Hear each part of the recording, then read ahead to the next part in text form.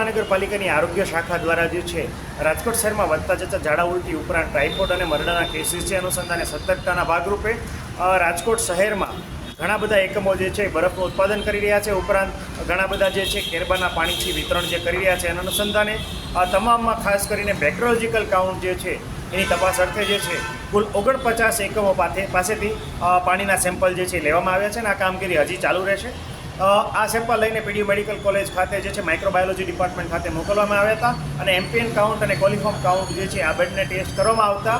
39 એકમોમાં બેક્ટેરિયાની હાજરી છે એ ખૂબ નિયત માત્રા કરતાં વધારે જોવા મળી હતી અને અનસેટિસ્ફેક્ટરી રિઝલ્ટ આવ્યા હતા. 5માં ઇન્ટરમીડિયેટ કાઉન્ટ જોવા મળ્યા છે અને 5 જે છે નમૂનામાં સેટિસ્ફેક્ટરી આપણને રિઝલ્ટ મળેલા હતા. આ અનુસંધાને 49 જેટલા એકમો જે છે એમને હાલ જે છે જીપીએમસી એક્ટની આરોગ્ય અંગે ન્યુસન્સ ફેલાવવા માટેની જે કલમ અન્વયે જે છે એક નોટિસ ઇસ્યુ કરવામાં આવી છે અને 7 દિવસની અંદર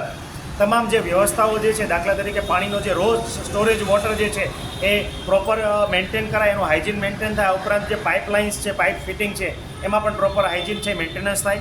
રો વોટર જે વપરાશ કરી રહ્યા છે ક્લોરિનેટેડ પાણીનો જ વપરાશ કરે. આ ઉપરાંત જ્યારે વિતરણ થતું હોય ત્યારે ટ્રાન્સપોર્ટેશન પણ હાઇજીન કન્ડિશનમાં મેન્ટેન રાખે વગેરે બાબતે સૂચનાઓ આપવામાં આવી છે. 7 દિવસ પછી આમનું જે પુનઃ મૂલ્યાંકન કરવામાં આવશે અને અનસેટિસ્ફેક્ટરી કન્ડિશન જણાશે તો જે તે એકમો જે છે એને સીલ કરવાની કાર્યવાહી છે એ કરવામાં આવશે. આગામી 7 દિવસ પછી પુનઃ જે નોટિસ પીરિયડ આપવામાં આવેલો છે, નોટિસ પીરિયડ પૂર્ણ થયા બાદ એની પુનઃ ચકાસણી કરવામાં આવશે અને જો આવા એકમોમાં હજી પણ આવી પ્રકારની કોઈ પણ મિસપ્રેક્ટિસ છે માલુમ પડશે કે હાઇજીન મેન્ટેન નથી કરી રહ્યા, રો વોટર જે છે એનું ક્લોરિનેશન નથી કરી રહ્યા અથવા આરો પ્લાન્ટ જે વપરાશ કરી રહ્યા છે એના ફિલ્ટર અને એના હાઇજીન જે છે એ ચેક નથી કરી રહ્યા તો તમામ જે એકમો છે એની પુનઃ ચકાસણી કરીને સીલની કાર્યવાહી છે એ કરવામાં આવશે.